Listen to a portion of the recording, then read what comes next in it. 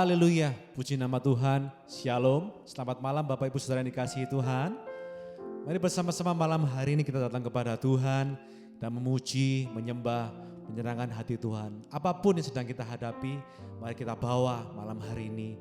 Kita berdoa, memuji, membesarkan namanya. Mari bersatu hati di dalam doa. Terima kasih Tuhan Yesus buat kesempatan demi kesempatan yang Kau beri bagi setiap kami. Kami dapat memuji, kami dapat menyembah, menyenangkan hati-Mu, suatu anugerah dari setiap kami Tuhan, setiap kami untuk menyembah-Mu Tuhan. Biar malam hari ini Tuhan sebelum kami beristirahat, kami memberikan waktu kami yang terbaik. Apapun yang sedang kami hadapi saat-saat ini, kami mau serahkan ke dalam tangan-Mu yang ajaib. Kau yang berdaulat penuh atas setiap kehidupan umat-Mu Tuhan. Di dalam nama Tuhan Yesus, ini setiap pujian, penyembahan, dan doa kami Tuhan di hadapan tata-Mu. Haleluya, haleluya. Mari datang menyembah, mari datang memuji, datang bersyukur kepadanya. Sebab dalam hadiratnya ada ketenangan, ada pengharapan, damai sejahtera-Mu melingkupiku Tuhan. Haleluya. Bawa kami lebih dalam Tuhan, tarik kami mendekat, tarik kami dalam hadirat-Mu Tuhan.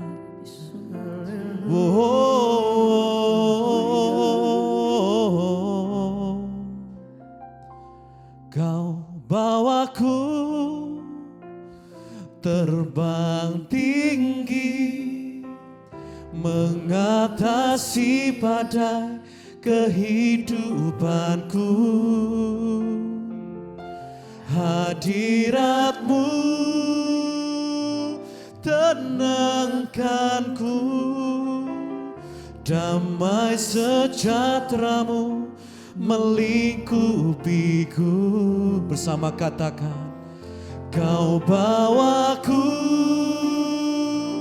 terbang tinggi, mengatasi badai kehidupanku. Hadirat-Mu tenangkanku, damai sejahtera-Mu melingkupiku. Sekali lagi kita mau nyatakan, Kau bawaku terbang tinggi, mengatasi badai kehidupanku. Hadirat-Mu tenangkanku, damai sejahtera-Mu melingkupiku. Ada damai sejahtera yang kami rasakan malam hari ini Tuhan.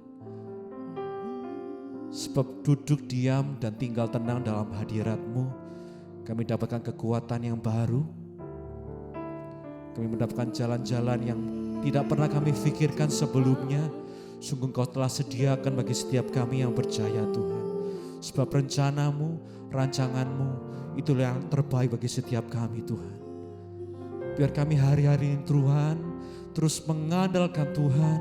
Ikuti setiap rencana-Mu, rancangan-Mu dalam setiap kehidupan kami Tuhan.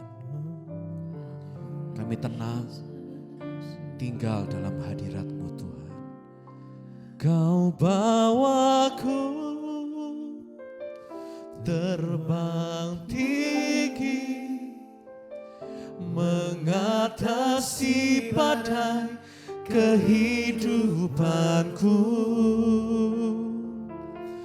Hadirat-Mu tenangkanku, damai sejahtera-Mu melingkupiku. Sama-sama katakan, Kau bawaku terbang tinggi mengatasi badai kehidupanku. Hadirat-Mu, sungguh kami mau tenang Tuhan dalam hadirat. Kami percaya Tuhan, damai sejahtera-Mu melingkupi. Satu kali lagi kita mau nyatakan bersama-sama, katakan bahwa kami terus terbang tinggi bersama-Mu Tuhan. Kau yang mengangkat setiap kami. Amin. Kehidupanku, hadirat-Mu tenangkanku, damai sejahtera-Mu melingkupiku.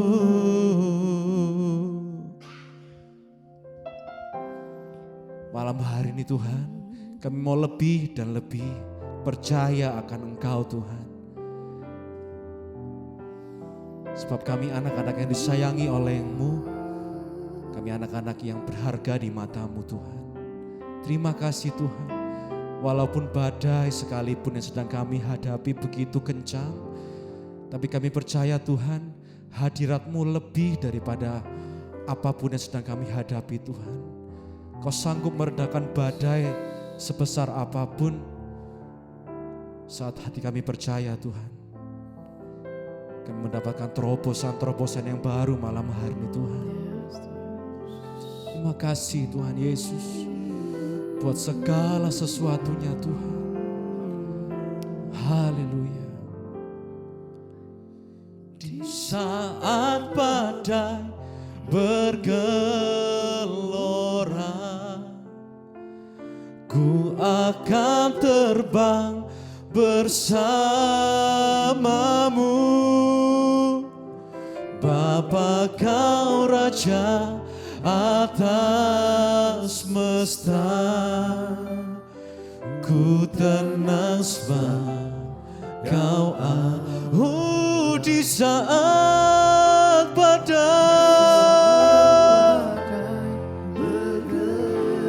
kami percaya kepada-Mu Tuhan Yesus. Bersama-Mu Bapa Kau Raja atas semesta, ku tenang sebab Kau Allahku. Mari lebih lagi sama-sama.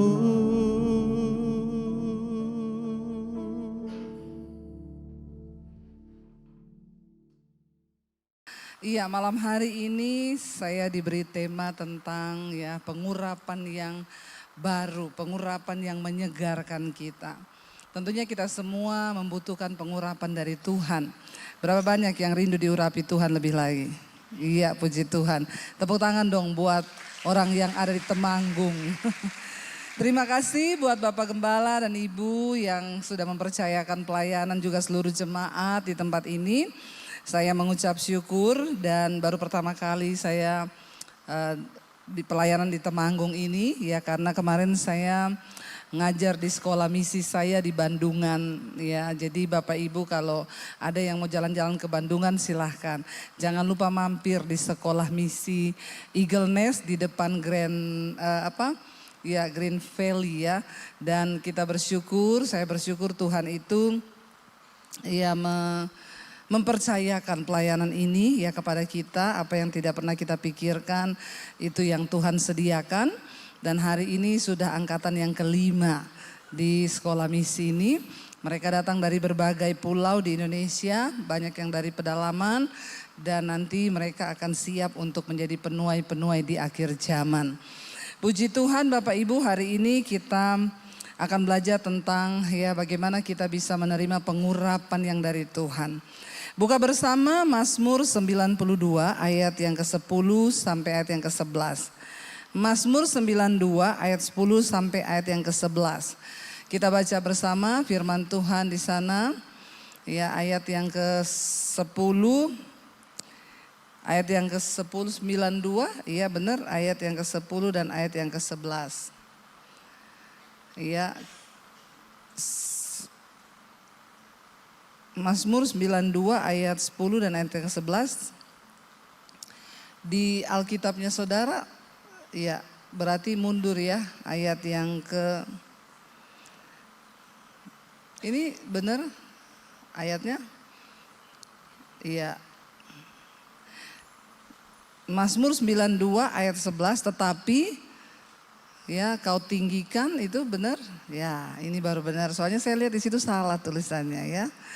Iya, baca bersama yuk. Ya, saya pikir Alkitab saya sudah ganti.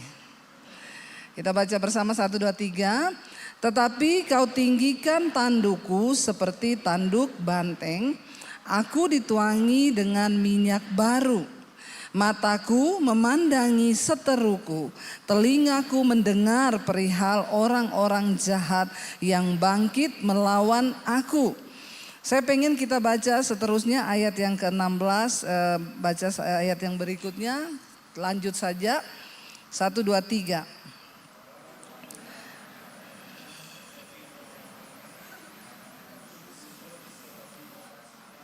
Iya.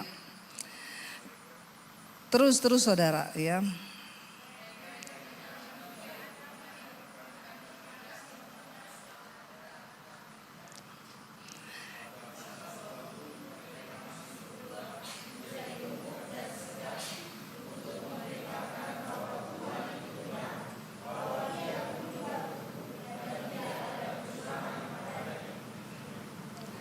Firman Tuhan berkata, kalau kita lihat tadi saudara, bahwa Tuhan akan, ya dikatakan di sana, meninggikan tandukku seperti tanduk banteng dan aku dituangi dengan minyak baru.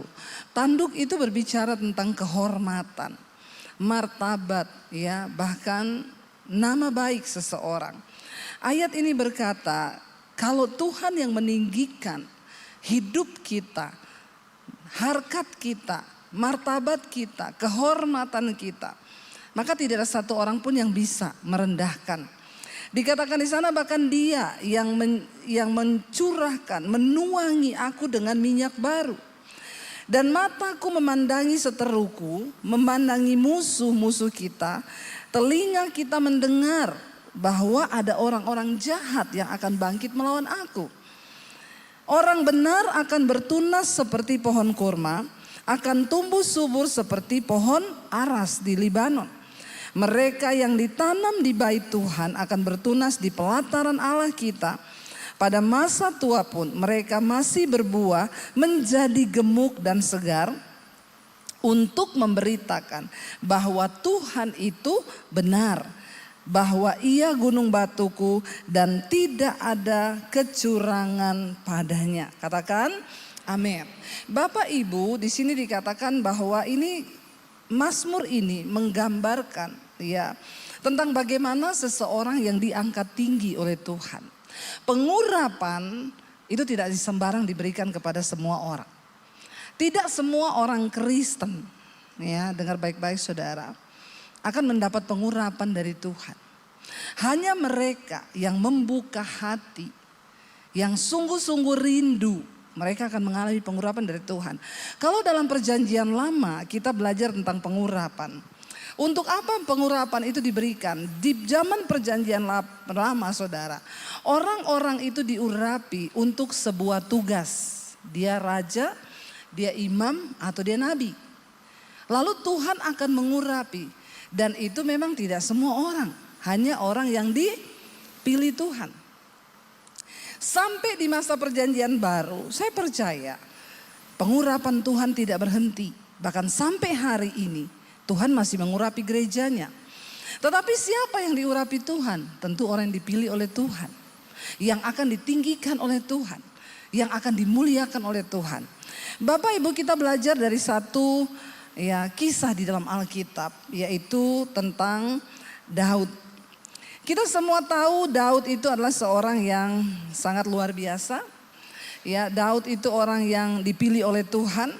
Ya, Daud adalah seorang yang ya lain daripada yang lain.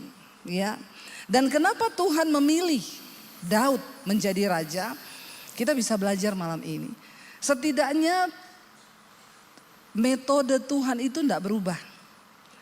Dari perjanjian lama sampai ke perjanjian baru, dia Tuhan yang masih tetap sama dengan metodenya.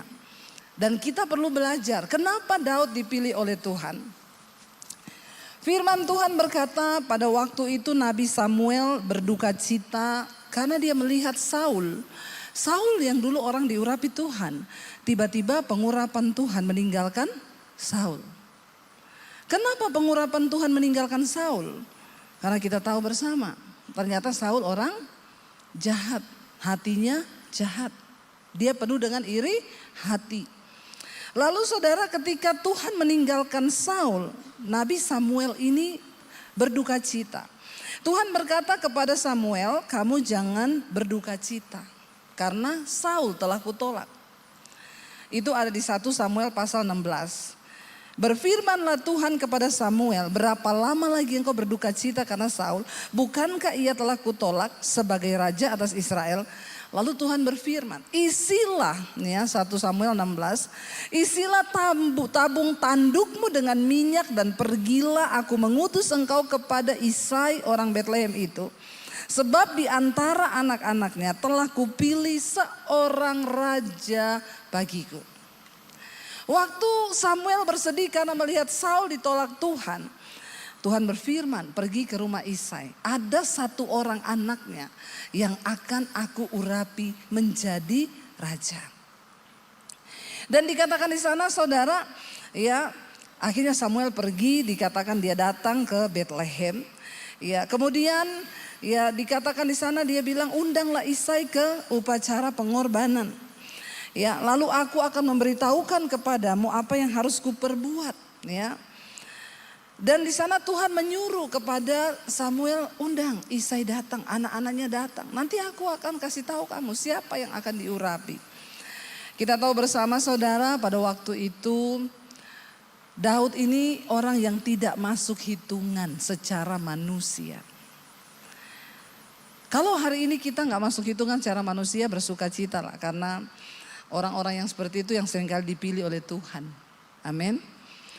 Daud itu tidak masuk hitungan, kenapa? Semua saudara-saudara, kakak-kakaknya itu disekolahkan militer sama papahnya. Jadi ketika Samuel mendapat undangan, ketika Isai mendapat undangan dari Samuel, disuruh ajak semua anaknya karena akan ada yang diurapi menjadi raja. Saya menggambarkan secara sederhana. Isai berkata kepada anak-anaknya gini, besok kamu semua pakai baju bagus. Kita akan ketemu nabi besar, Samuel. Ada satu orang di antara kalian yang akan diurapi menjadi raja atas Israel. Bapak Ibu, ya, ini adalah satu acara yang penting. Dan Samuel tidak berkata, jangan ajak anakmu yang Daud itu, tidak dibilang. Tapi memang Isai tidak berniat untuk mengajak Daud, ya. Lalu saya membahasakan dengan bahasa yang sederhana, ya. Mungkin malam itu Isai bilang, ya Eliab, nanti kamu pakai baju ini, kamu pakai baju itu, kita besok ketemu ya nabi besar akan datang di sini. Lalu Daud tanya, Pak, aku pakai baju apa? Lalu bapaknya bilang, kamu enggak usah ikut. Kamu ndak masuk hitungan. Kamu besok gembalakan kambing dombamu itu di padang gurun. Kamu nggak masuk hitungan. Kamu juga nggak tahu militer. Kamu nggak tahu apa-apa. Ya, dan apakah Alkitab berkata maka marahlah Daud? Maka sakit hatilah Daud? Maka kecewalah Daud? Enggak. Daud mengambil satu sikap bahwa ya sudah. Ya, bahwa semua yang terjadi ya itu memang seizin Tuhan. Dia tidak membiarkan alasan kekecewaan untuk menjadi kepahitan di hatinya. Ya, coba kalau Gen Z zaman now begitu. Ya udah sakit jiwa toh. Sekarang kan banyak Gen Z zaman now itu ditolak dikit, udah terpukul mentalnya ya. Udah ngomong, aduh Bu saya ini langganannya psikiater loh. Kenapa? Nggak tahu saya sakit jiwa. Kata dokternya sih sudah stadium 4. Nah, terus kenapa lu sakit jiwa? Emang ada perkiraan apa lu mikir bayar utang besok jatuh tempo beli beras? Enggak sih, kenapa? Aku tersinggung sama perkataannya papaku. Mereka belum seperti Daud, belum belajar dari Daud. Ya. Kalau Daud mau kecewa, mau kepahitan bisa.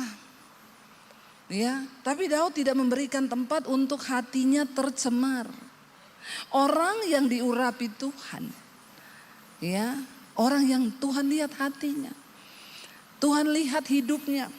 Lalu ketika akhirnya dikatakan di sana ayat yang ke-6 saya baca, ketika mereka itu masuk dan Samuel melihat Eliab. Eliab tuh kakaknya Daud, yang paling gede, saudara, ganteng, tinggi, besar, tampangnya prajurit. Lalu sungguh Samuel berkata begini, sungguh di hadapan Tuhan sekarang berdiri orang yang diurapinya. Lihat tampangnya, ganteng, cakep, gagah, prajurit. Langsung Samuel ini nabi, saudara. Ternyata nabi juga bisa salah ya. Ya, bisa nggak? Bisa. Pendeta bisa salah nggak? Biasa aja. Nggak usah terlalu semangat. Semangat amat. Ya, pendeta bisa salah, bisa, karena pendeta juga manusia. Tapi jangan salah terus juga ya. Kalau salah terus itu bahaya. Samuel berpikir, wah, berdiri di hadapan Tuhan nih orang yang akan diurapi menjadi raja. Tapi perhatikan saudara, ayat 7 apa? Tetapi berfirmanlah Tuhan kepada Samuel. Tuhan tuh kan tahu hatinya Samuel kan. Langsung Tuhan berkata begini, baca bersama. Janganlah pandang parasnya atau perawakannya yang tinggi, sebab aku telah menolaknya. Bukan yang dilihat manusia, yang dilihat Allah. Manusia melihat apa yang di depan mata, tetapi Tuhan, amin. Manusia hanya bisa melihat yang di depan mata. Wih, ganteng. Wih, prajurit. Wih, belum tentu. Orang yang diurapi Tuhan adalah orang yang Tuhan tertarik dengan hatinya. Makanya Alkitab berkata, jagalah hatimu dengan segala kewaspadaan. Siapa yang harus menjaga hati kita? Kita atau orang lain? Ibu-ibu yang harus jaga hati kita, suami kita atau kita? Hello? Ya, nggak boleh taruh hatimu sama suamimu yang jaga, karena seringkali suami bisa kompak amat ini ibu-ibu baju hijau. Ya, memang benar toh. Ya, suami bisa sering nggak suami-suami mengecewakan? Perlu bikin seminar wanita loh ini Bu Gembara. Ya, iya.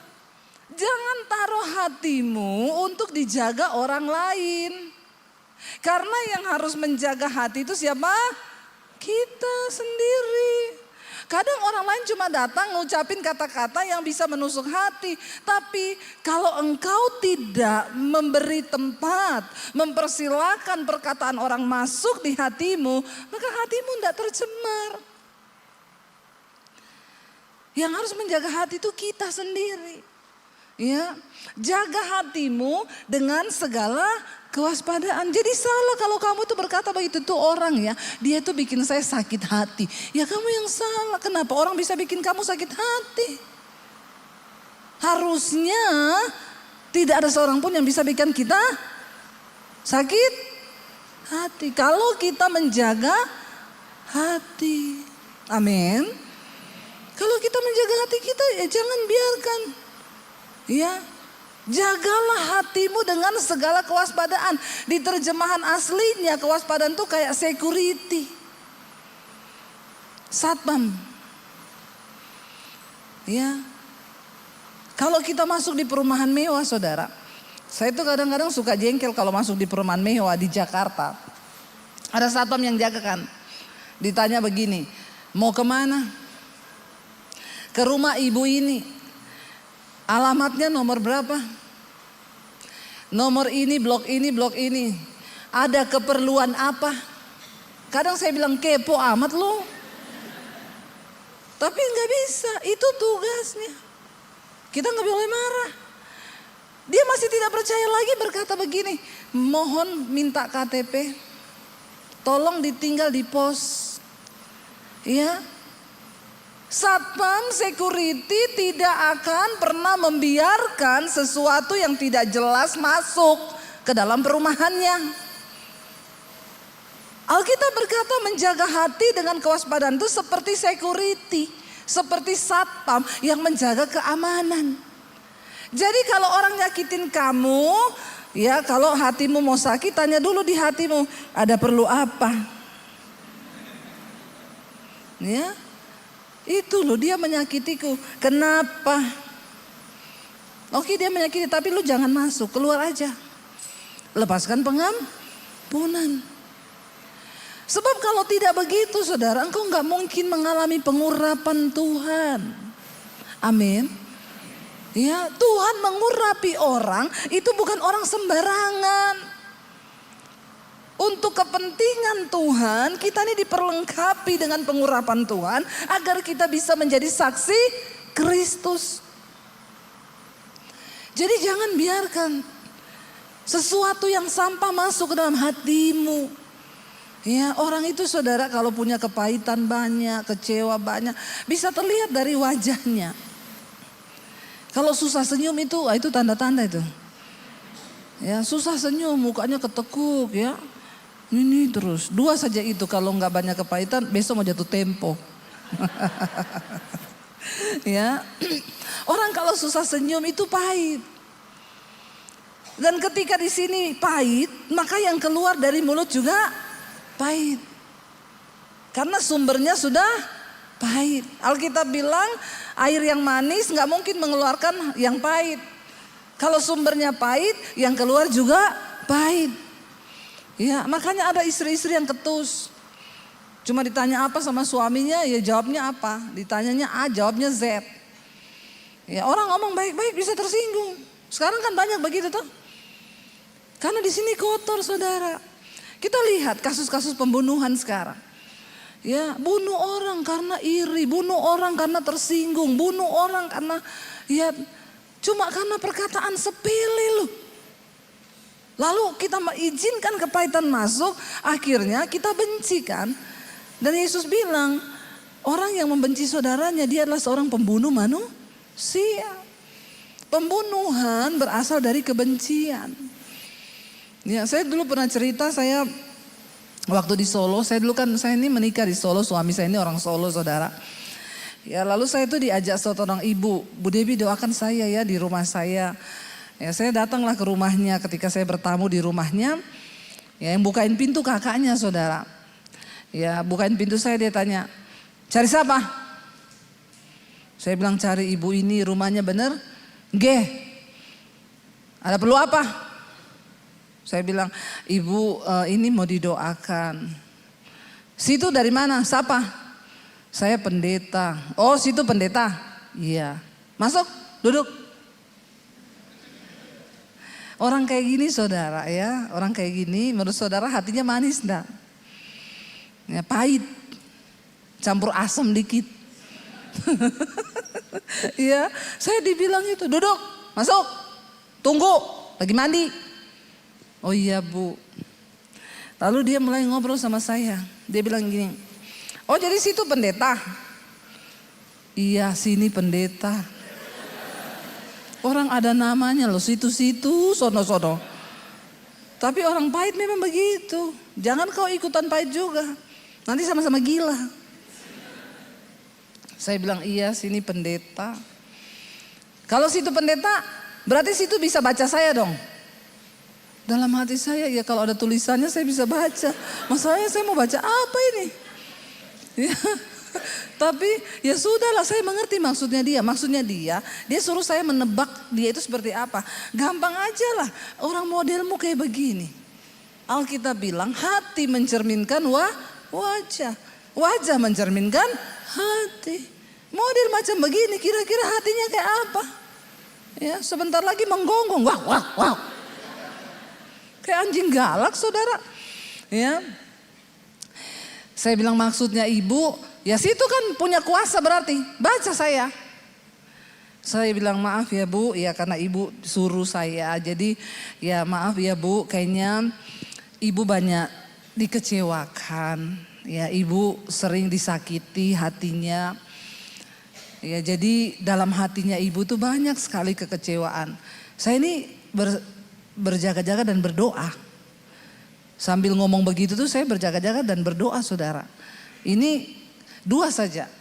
Kalau dia marah tambah tersinggung, saya dilempar pakai vas bunga itu di kepala. Tapi kalau dia dijamah Roh Kudus, ya udah dia nangis, saya doakan gitu saja. Lalu saya bilang ibu kayaknya banyak luka batin, banyak sakit hati, kecewa. Tiba-tiba dia nangis. Dia mulai, iya Bu Pendeta. Dalam hati saya, yes. Masuk ini firmannya. Dia bilang, iya yang nyakitin saya tuh bukan orang jauh Bu. Orang dekat. Ya emang saudara, yang bisa nyakitin kita tuh orang dekat. Orang jauh enggak nyakitin kita karena orang jauh tidak ada tempat di hati kita. Saya nggak pernah doakan ibu-ibu kepahitan Bu Debbie sama siapa? Sama sopir angkot. Ya nggak mungkin, gila kali kau. Kenapa juga kau kepahitan sama sopir angkot? Nggak ada hubungannya, keles. Ya, saya nggak pernah tuh doakan ibu-ibu kepahitan sama siapa? Sama tukang sayur Bu. Kemarin saya minta toge, dia bawanya bayam. Nggak mungkin ibu-ibu kepahitan sama tukang sayur. Yang paling banyak ibu-ibu kepahitan itu sama siapa yang pertama? Suami. Yang kedua sama siapa? Ipar. Yang ketiga siapa? Mertua. Ya. Ipar adalah maut. Mertua adalah maut. Ini orang Kristen semua maut ini, bertobat karena hatimu tuh kotor. Ya makanya semua maut, tetangga adalah maut. Lalu saudara saya, wah dia nangis, iya Bu saya dikecewakan orang dekat gini. Saya mendekat lah. Saya belai-belai dia dari belakang. Ibu, Tuhan mengasihi ibu. Ibu percaya ya, biar kasih Tuhan. Saya mau berdoa buat ibu. Saya berdoa. Tuhan jamah dia. Nangis, sudah nangis, terus nangis. Dalam nama Yesus saya doakan. Biar lepaskan semua kepahitan, ambil semua kecewaan. Nangis dia, malah dia jadi pasien pertama saya. Kakaknya masih mandi. Setelah selesai berdoa, ya saya bilang ibu tenang ya Bu, serahkan semua sama Tuhan. Berubah dia bilang, iya Bu Pendeta terima kasih ya Bu. Ya, saya belum pernah mengalami seperti ini. Maaf ibu namanya siapa? Saya bilang situ. Lah kok jadi saya yang kebalik rohnya pindah ke saya. Enggak, saya bilang nama saya Debbie Bu. Oh iya Bu Debbie terima kasih, ibu mau minum apa? Ya, baik langsung baik. Orang itu saudara, kalau hatinya penuh kepahitan, yang keluar juga semua pahit. Karena dia tanya dalam keadaan sudah pulih, ibu mau minum apa? Saya jawab kopi boleh Bu. Tapi kalau dia tanya begini, minum apa? Bilang aja kenyang saya. Karena kalau kau jawab kopi, mati kau. Keluar kopi pakai sianida itu. Kenapa banyak orang bikin kopi pakai sianida? Kenapa? Karena dia bikin kopi dengan hati yang terluka. Penuh kebencian. Ya. Tapi karena dia senyum saya jawab kopi boleh Bu. Iya Bu.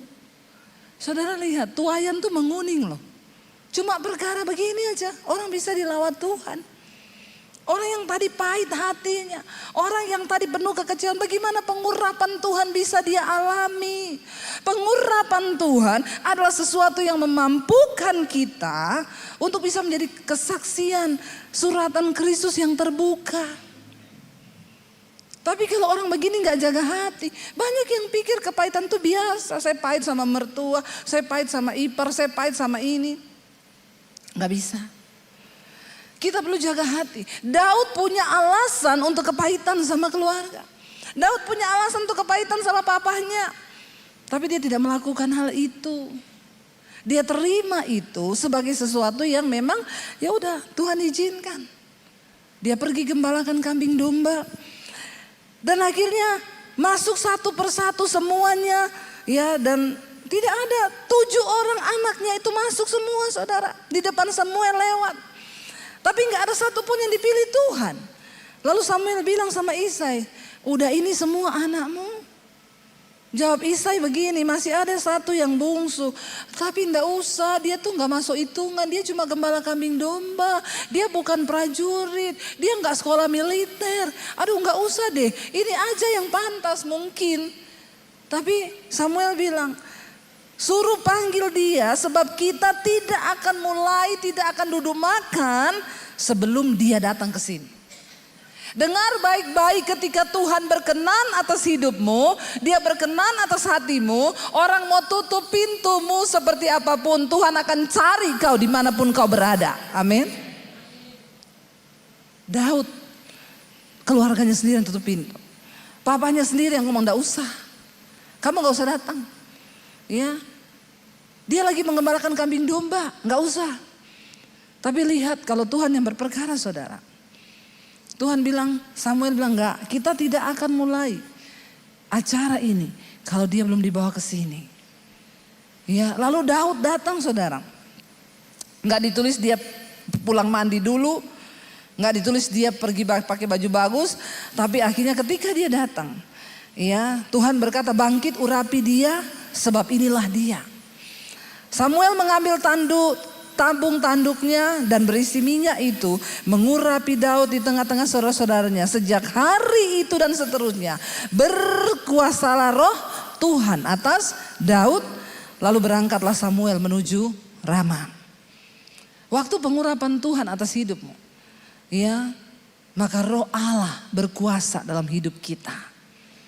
Tapi harus ada alasannya. Untuk apa Tuhan mengurapi kita? Daud seorang yang sangat mengasihi Allah. Ya, ketika dia disakiti, ketika dia kecewakan, dia pergi tuh. Ya, di padang dia nyanyi, dia bermazmur. Ya, dia memuji Tuhan. Dia menaikkan puji-pujian. Pengurapan Tuhan ada di atas kepalanya. Hampir semua lagu-lagu di Mazmur itu Daud yang tulis. Ya, dia nyanyi di padang gurun. Dia menggembalakan kambing domba yang hanya beberapa ekor. Dan kita tahu bersama ceritanya seperti apa. Daud tidak pernah bermimpi akan dipromosikan Tuhan. Pengurapan raja sudah ada di atas kepala Daud. Tapi dia nggak sombong. Ya, dia jalani hidupnya seperti biasa. Dia jalani hari-harinya seperti biasa. Dia masih disuruh ke padang, dia tidak juga diurapi, dia tidak juga setelah diurapi dia disekolahin prajurit sama papanya, enggak. Daud tetap disuruh ke padang menggembalakan kambing domba. Sampai kita tahu ceritanya, ketika satu saat Goliat orang Filistin itu menantang barisan bangsa Israel dan berkata, siapa di antara kalian yang mau maju kalahkan aku? Katanya kalian itu bangsa yang diurapi Tuhan. Katanya kalian punya Allah yang hebat. Mana Allahmu? Tidak ada satupun orang yang berani maju. Berhari-hari berminggu-minggu Goliat menantang bangsa Israel. Seluruh prajuritnya tidak ada satupun yang maju. Lalu Isai panggil Daud. Daud, kamu pergi ke medan pertempuran. Iya Pak. Kamu bawa roti sama susu buat kakak-kakak kamu yang lagi di medan pertempuran. Mereka tuh pasti lapar. Bawa ini ya. Dan langsung pulang, kamu jangan lama-lama. Gembalakan lagi tuh kambing dombamu. Daud tidak menyadari kalau hari itu adalah hari Tuhan mempromosikan dirinya. Waktu engkau berjalan dalam pengurapan Tuhan, waktu sikap hatimu benar, waktu hidupmu berada dalam perkenanan Tuhan, kau gak perlu pikir bagaimana caranya Tuhan angkat hidupmu. Bagianmu, kerjakan apa yang menjadi bagian kita. Promosi itu bagiannya Tuhan. Jangan sibuk angkat-angkat diri, nanti kalau jatuh sakit. Tapi kalau Tuhan yang angkat, gak ada orang yang bisa menjatuhkan. Waktu Tuhan mengangkat hidupmu saudara. Orang yang terbuang bisa menjadi orang yang kemudian diurapi Tuhan. Dan Tuhan akan mempercayakan banyak perkara besar di hidupmu. Ya, saya ini dulu orang yang terbuang. Saya diusir dari keluarga saya tahun 95 karena saya terima Yesus. Ya, papi saya marah besar. Dia bilang lebih baik papi bunuh kamu daripada kamu bikin malu keluarga. Papi saya haji. Saya keluar dari rumah tahun 95 diusir. Bahkan papi saya bilang, kalau kamu memang mau pilih Yesus keluar dari rumah. Jangan bawa ijazahmu. Yang sekolahin kamu tuh saya, uang saya. Kamu pergi dari rumah jangan bawa ijazah. Saya mau lihat Yesus kasih makan kamu pakai apa. Saya keluar nggak bawa uang, nggak bawa apa-apa, saya nggak bawa ijazah. Saya tinggalkan kota Poso, ya menuju ke kota Palu, saudara. 7 jam perjalanan naik bus. Sampai di kota Palu, saya numpang tinggal di kos-kosan di tempat sepupu saya. Saya nggak ada uang bayar kos untuk bisa makan. Saya jadi pembantu di situ, saya cuci baju, saya nyapu, nyetrika, saya ngepel. Ya, tapi Tuhan harus membentuk orang-orang yang akan diurapi. Ya, Daud direndahkan. Daud disuruh, kamu nggak usah seperti kakakmu, kamu pergi aja gembalakan kambing domba. Kamu antar roti sana. Ya, saya melakukan semua itu dan ya makanya saya bilang sejak ikut Yesus justru hidup itu jadi menderita. Tapi itu yang benar. Karena setiap orang yang mau sungguh-sungguh hidup beribadah mengikut Yesus pasti akan menderita. Kalau kau belum menderita berarti kau belum sungguh-sungguh ikut Yesus. Saya doakan supaya kau menderita. Ya, salah undang pendeta ini. Biasanya pendeta datang untuk mendoakan menjauhkan umatnya dari penderitaan. Kalau saya tidak, kalau kau belum menderita saya doakan kau menderita. Karena penderitaan yang pahit itu baik bagi jiwa kita. Untuk menyelamatkan kita. Tanpa penderitaan gak mungkin engkau bisa sempurna berkenan di mata Tuhan. Makin sombong hidup kita, makin berat penderitaannya. Saya dulu sombong, makanya harus direndahkan. Saya dulu angkuh, makanya harus dimatikan, benar-benar saudara. Tapi saya mengucap syukur. Saya belajar Alkitab, ya. Saya dikuatkan dari setiap firman yang saya baca. Saya mulai dibentuk Tuhan, diproses Tuhan. Gak gampang, puluhan tahun. Makin lama proses itu atau makin cepat proses itu tergantung pada responmu. Bagaimana engkau berespon dalam setiap proses? Kalau kita diproses kita masih terus menyalahkan orang. Ya saya ini begini tuh gara-gara dia loh. Saya itu begini gara-gara itu. Saya itu begini gara-gara itu. Saya itu stop. Berhenti menyalahkan orang. Dan tanya sama Tuhan. Apa yang kau mau dari hidupku Tuhan? Berlutut di kaki Tuhan. Tuhan apa yang kau mau dari aku? Kasih tahu kehendakmu Tuhan. Aku tahu kalau aku diproses begini. Itu karena Tuhan mau sesuatu. Waktu engkau sudah mengerti proses Tuhan itu. Tinggal tunggu waktunya. Tuhan angkat hidupmu. Ketika Daud disuruh antar roti. Lalu dia lihat Goliat itu menentang seluruh barisan tentara Israel. Daud menjadi marah karena dia mendengar Goliat menghina nama Allahnya. Goliat berkata, di mana Tuhanmu yang hebat? Katanya kau punya Allah yang hebat, tapi siapa yang berani melawan aku? Lalu Daud berkata, siapa orang Filistin yang tidak bersunat ini? Beraninya dia menghina nama Allah barisan bangsa Israel. Dan Daud mau maju mengalahkan dia. Lalu semua heboh. Lalu kakaknya Daud lihat, ini Daud yang datang. Dia jewer kupingnya, sini kau ya. Saya tahu kenakalanmu, kau ini mau datang ke sini mau nonton perang kan? Ya pulang, kau pulang cepet tinggalin itu terus kau pulang. Tapi Daud bilang enggak, aku mau melawan dia. Semua syok, semua kaget. Masuk akal enggak saudara? Enggak masuk akal. Semua kakak-kakaknya Daud 7 orang. Mereka itu prajurit, mereka berlatih, mereka dilatih militer. Daud enggak. Lalu Saul datang dan bertanya, dengan apa engkau mau mengalahkan dia? Pengalaman pribadi Daud dengan Tuhan. Itu yang membuat Daud bisa mengalahkan Goliat, masalah yang besar di depannya. Dia bilang begini, aku ini tiap hari menggembalakan kambing domba. Kalau ada dombaku yang diterkam sama beruang atau singa, aku kejar itu singa, aku kejar itu beruang, aku robek mulutnya, aku ambil dombaku. Kenapa? Karena Allah menyertaiku. Dan dia berkata, Allah yang menyertai aku di padang gurun ketika aku merobek mulut singa dan beruang itu. Allah yang sama yang akan menyertai aku untuk mengalahkan orang Filistin yang tidak bersunat ini. Dan Saul membiarkan dia pergi. Tadinya Saul bilang pakai baju perang ya. Karena mereka semua pakai baju perang. Dia dipakein baju perangnya Saul. Dia gak bisa jalan, terlalu berat. Aduh ya. Puyeng aku, gak bisa, copot aja deh. Baju perang bicara tentang pengalaman. Bicara tentang kehebatan. Baju perang bicara tentang perlindungan. Hari ini anak-anak muda, jangan kau andalkan ijazahmu S1, S2, S20, S21 kayak Samsung itu.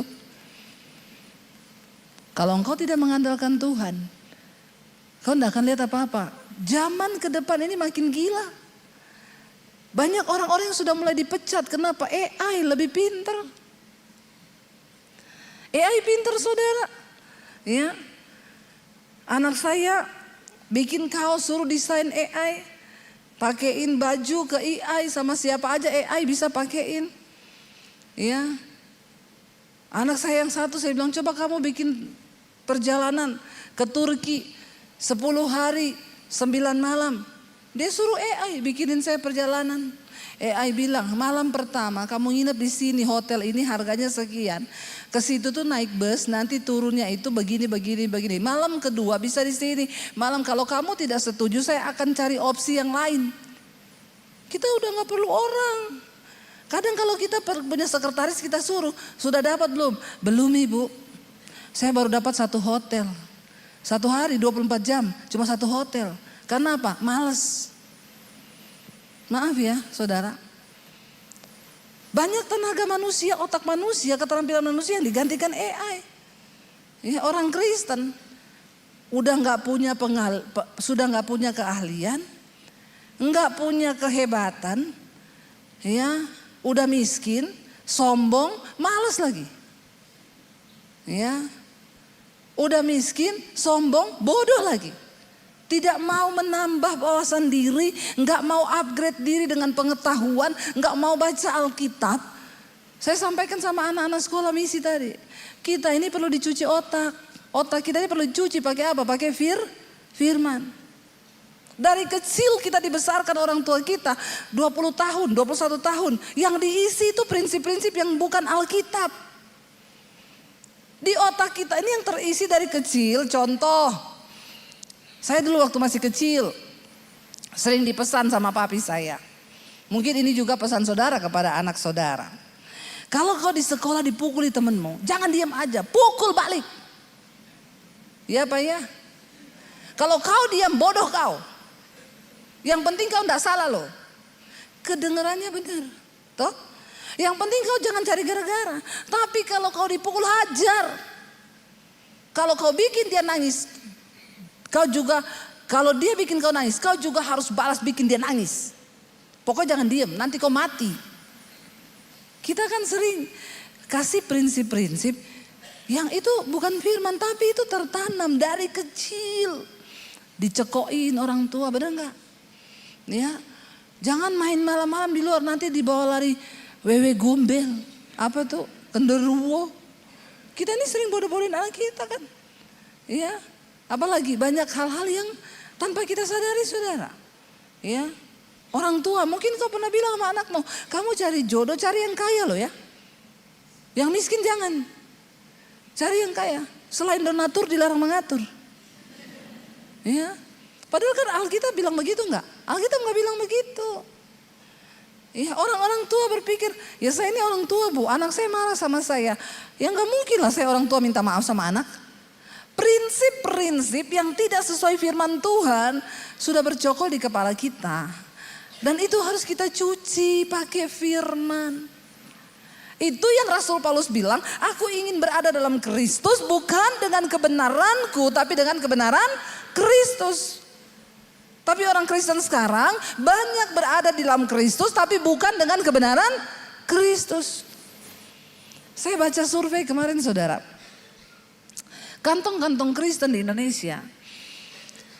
Beberapa kota kantong Kristen. Ternyata hasil surveinya kejahatannya tertinggi. Perceraiannya tertinggi. Narkobanya tinggi. Lalu apa yang salah? Ya, ini menjadi sebuah pertanyaan. Lalu ada lembaga Kristen yang bikin survei di sana. Kan ini kantong Kristen. Lalu disurveilah. Masyarakat Kristen banyak. Disurvei yang punya Alkitab berapa banyak? 80% orang Kristen di kantong Kristen punya Alkitab. 5 orang di satu rumah, 5 Alkitab. Tetapi survei membuktikan dari 80% yang punya Alkitab, cuma 20% yang baca Alkitab. Ini baru baca, belum melakukan.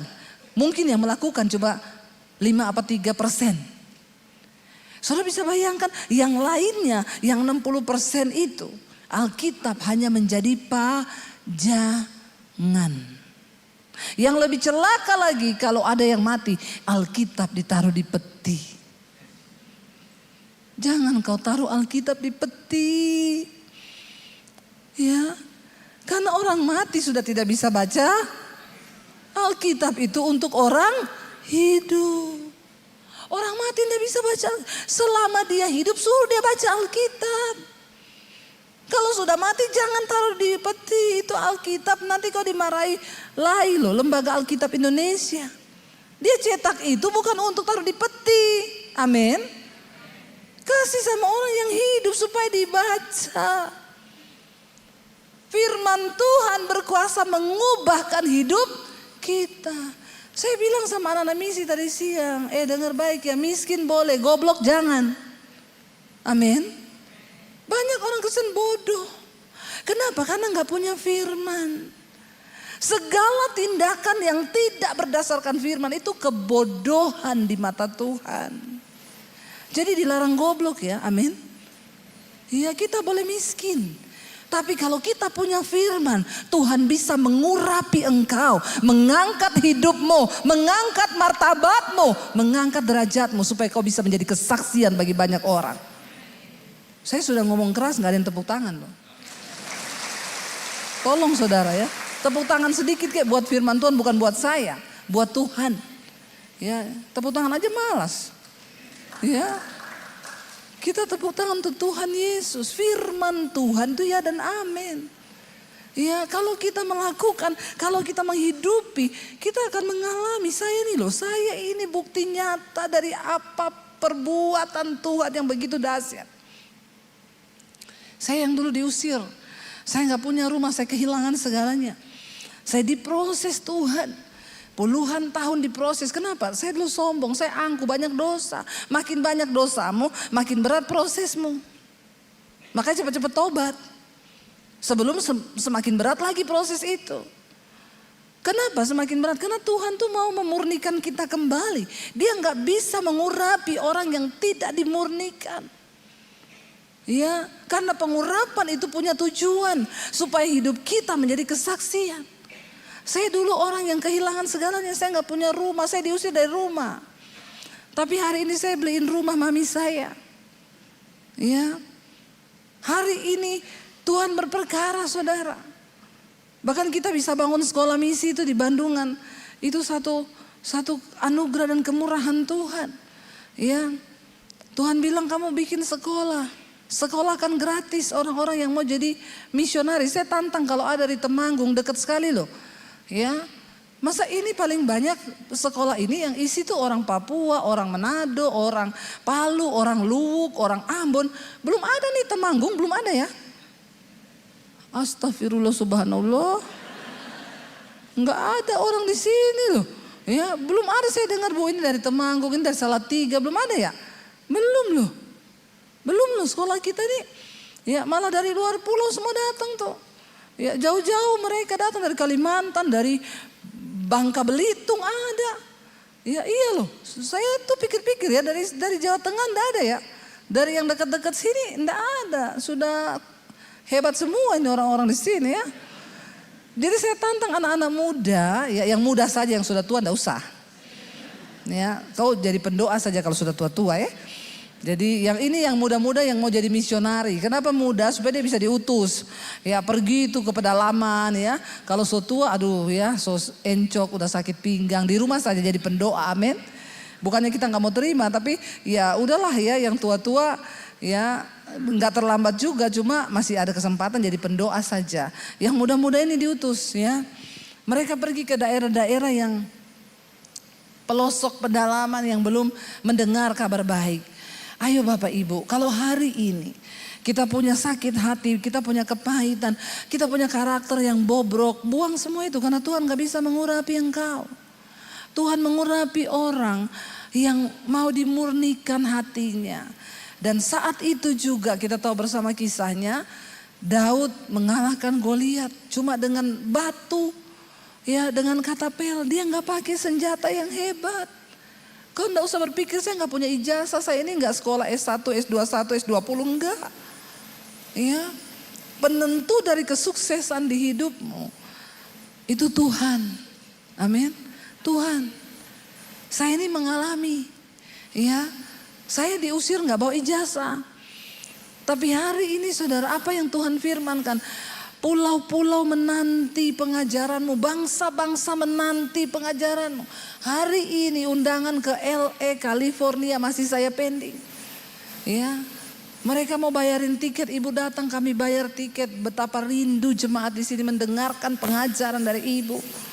Ya, saya bilang iya nanti saya kabarin kalau saya sudah ada waktu. Banyak negara-negara, ya. Dan banyak pulau-pulau. Siapa saya? Apakah saya hebat? Enggak. Saya dulu cuma orang yang banyak dosa, yang mau bunuh diri, yang sudah kecewa dengan hidup, sudah jadi sampah, tapi di tangan Tuhan. Waktu kita mau buka hati, Tuhan mengurapi kita. Dia mengangkat derajat hidupmu. Dan orang melihat ada Yesus dalam hidupmu yang bisa mengubahkan. Tidak peduli berapa pahit masa lalumu, enggak peduli berapa suram masa lalumu, bersama Tuhan bisa mengubah masa depan. Dan tidak ada perkara yang mustahil, asal kita mau sungguh-sungguh percaya, asal kita mau sungguh-sungguh berserah. Ini waktu saya sudah habis ya. Sudah 00 itu? Belum? Lanjut sampai jam 10? Saudara setuju sampai jam 10? Saya enggak setuju. Anda puas saya lemes. Ya, jadi kita percaya Bapak Ibu ya, ketika Tuhan di pihak kita, jangan terlalu ambil pusing hari ini kalau engkau disakiti mertuamu. Aduh itu perkara-perkara yang orang Kristen ini masalahnya cuma muter-muter di situ saja. Orang Kristen ini persoalannya cuma dia di situ, ya kepahitan sama ipar, kepahitan sama mertua.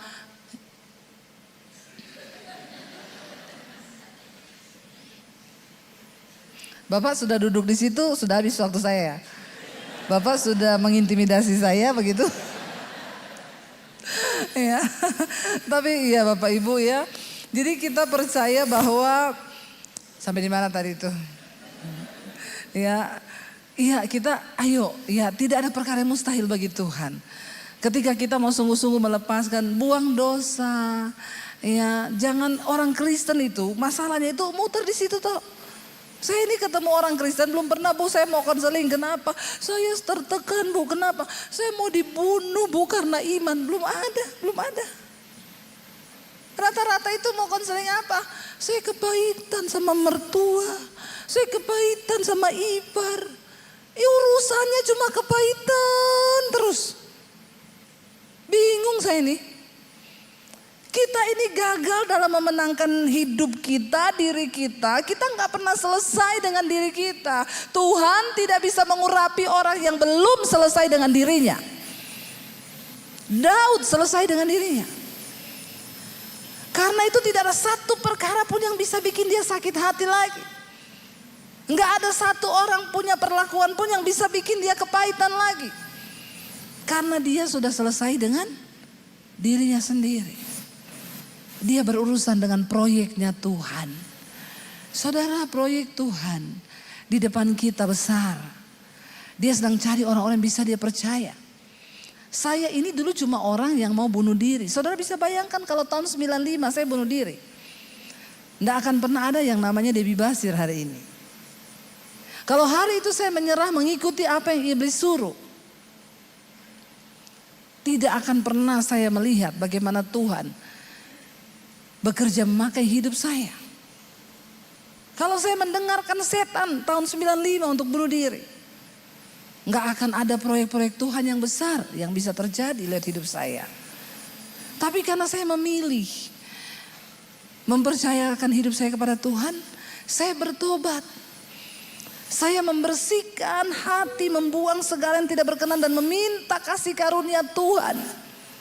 Ini aku Tuhan, urapi aku untuk jadi hamba-Mu. Saya minta sama Tuhan. Sejak tahun 95, hidup saya dikuasai oleh pengurapan Tuhan. Saya mulai berjalan dalam rencana Tuhan yang besar. Saya ketemu suami saya di Solo waktu saya pelayanan. Kami ketemu di gereja, nanti kalau diundang lagi baru saya saksikan itu. Biar diundang lagi. Enggak juga enggak apa-apa sih. Lalu saudara, kami menikah. Ya enggak apa-apa main. Silakan Pak main pelan-pelan ya Pak. Karena Bapak sudah di situ, main Pak. Biar pada nangis jemaatnya Pak. Saudara,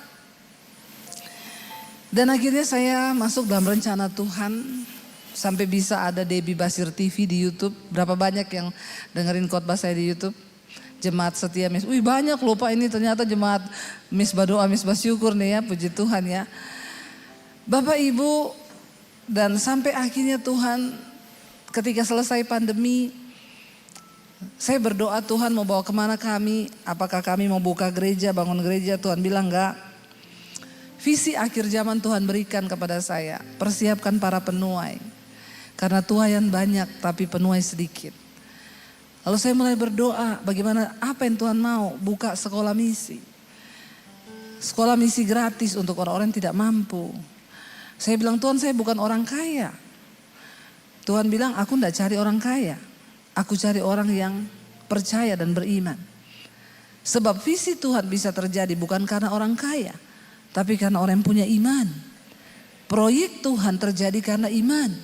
Karena iman itu adalah sesuatu yang tidak ada menjadi ada. Lalu akhirnya saya mulai bergerak dengan suami. Kita cari tanah tadinya di Tawangmangu. Karena kita pikir di sana banyak sekolah-sekolah Kristen, banyak rumah retret. Lalu tiba-tiba ada jemaat misbah doa di Semarang bilang, Bu saya dengar ibu mau bikin sekolah. Saya punya tanah di Bandungan. Depan Green Valley, ibu pergi lihatlah. Sesuai yang kami mau, saya berdoa dekat gunung Tuhan. Jadi dia buka sekolah gitu lihat gunung kanan, gunung kiri. Orang kalau mau sekolah Alkitab tuh harus ditaruh di hutan yang dekat gunung-gunung. Jangan ditaruh di kota, nanti hedon. Kalau dekat gunung dekat Tuhan tuh. Dekat hutan-hutan tuh dekat sama Tuhan. Kalau di kota itu hedon nanti dia mainnya ke mall terus ya. Jadi saya bilang sama suami cocok loh. Ya dingin lagi di situ kan. Ya udah kita di sini aja. 4.500 meter. Waktu YouTube kita mulai naik. Selesai pandemi itu, puji Tuhan saudara. Dari yang tidak ada, waktu pandemi saldo di rekening saya tinggal 10 jutaan. Kami nggak tahu mau hidup bagaimana. Dengan 3 anak di Jakarta. Saya bilang sama suami kita jual mobil pulang ke Solo aja yuk. Jual rumah pulang ke Solo. Nggak ada harapan, kita nggak tahu pandemi berapa lama. Bayangkan uang 10 juta, nggak ada 10 juta dengan 3 anak bertahan hidup. Ya, itu sih memang hanya mujizat. Saya dan suami baru menyadari, pas pandemi itu kita nih terlalu percaya Tuhan ya sampai baru sadar saya tidak ada gaji bulanan. Ternyata kami selama ini hidup memang hanya dari pelayanan. Tidak ada gaji bulanan. Terlalu berani percayanya. Baru ngerti saya.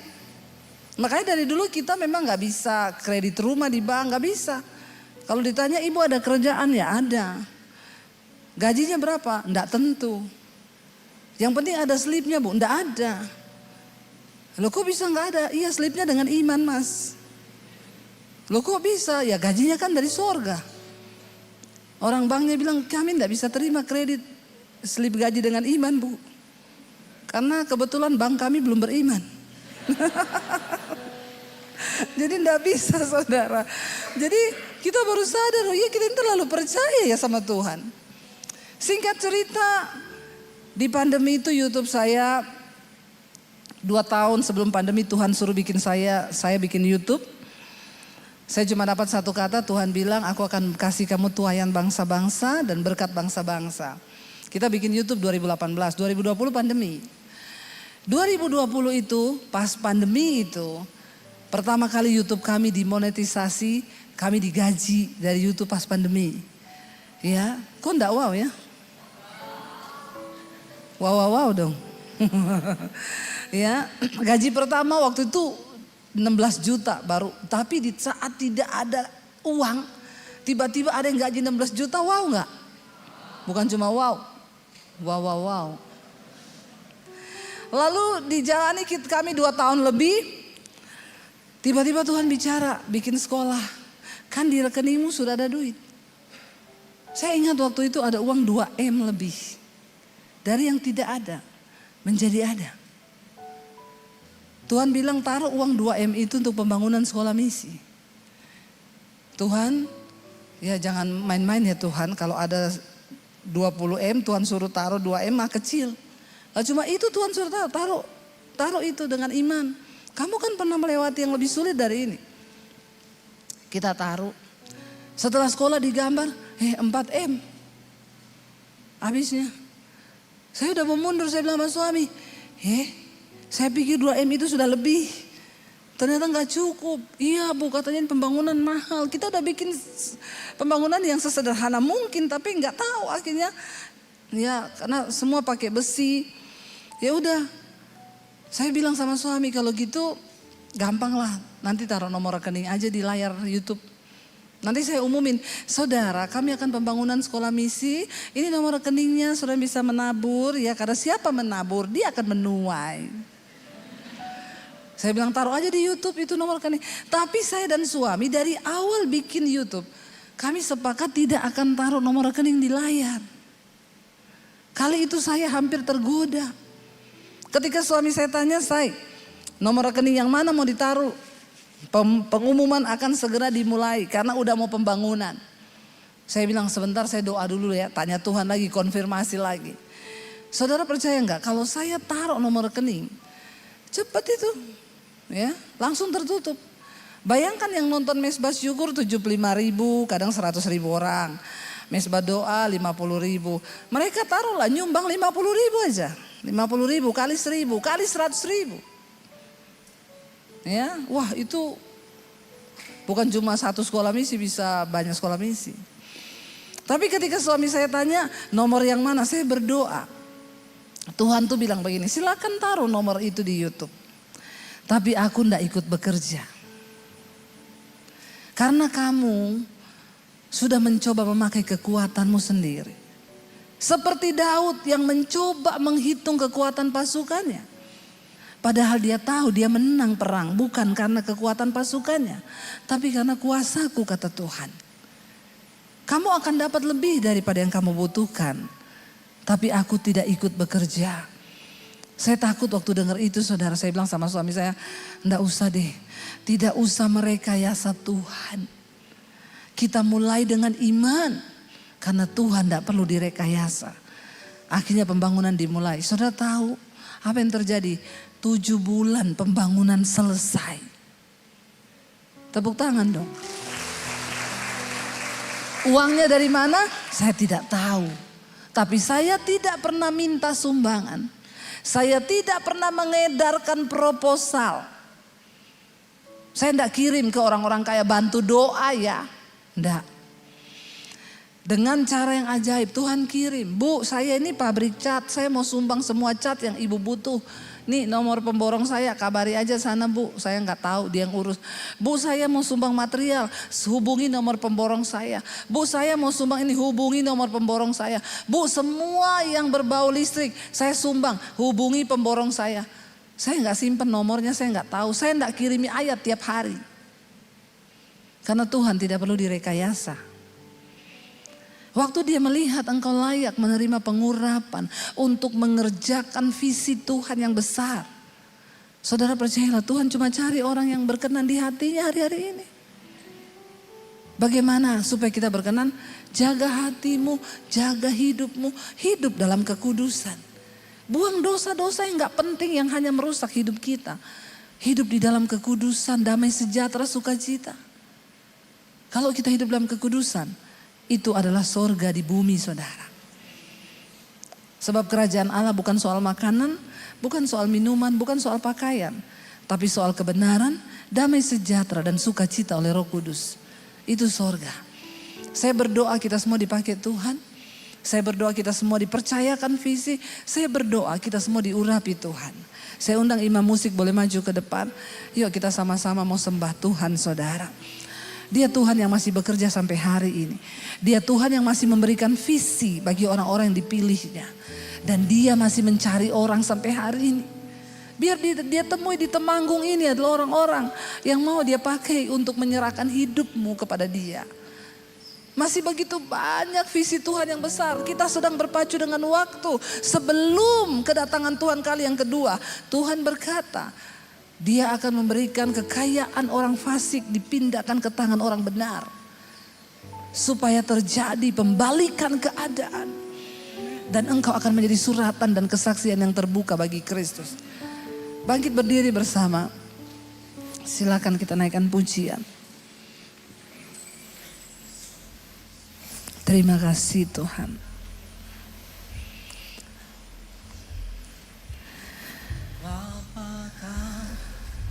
Mendengar seruan hatiku,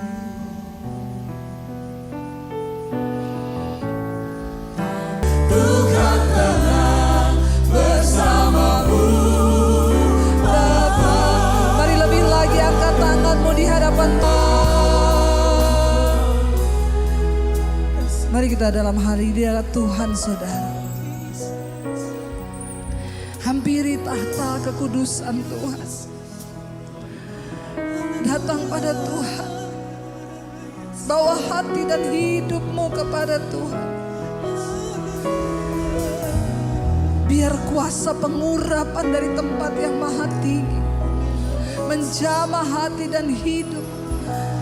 Mengalir kuasa dari tempat maha tinggi. Apakah kau mulia, oh hadirin. Sembuhkan yang terluka Tuhan. Pulihkan hati kami. Yes Lord Jesus. Kami akan tenang. Lebih lagi saudara katakan dengan iman. Mengalir kuasa. Mari rasakan hadirat Tuhan sedang mengalir di tengah saudara dan saya. Bapa yang kekal dan mulia, mencurahkan pengurapan-Nya yang memulihkan setiap hidup. Terima kasih Yes Lord Jesus. Karena itu mari saudara buka hati dan tanganmu di hadapan Tuhan. Terimalah kiranya berkat rahmat anugerah dari Allah Bapa, cinta kasih dari Tuhan Yesus Kristus, penyertaan Allah Roh Kudus yang akan terus menyertai hidup kita. Mulai dari hari ini bahkan sampai kali yang kedua. Tuhan Yesus datang kembali. Nama kita tercatat di dalam kitab kehidupan. Karena itu mari kita berkata di dalam nama Tuhan Yesus. Katakan bersama. Yang pegang tanganku, Kau yang sentuh hatiku, selamanya ku cinta Kau Yesus, selamanya ku menyembahmu, Kau yang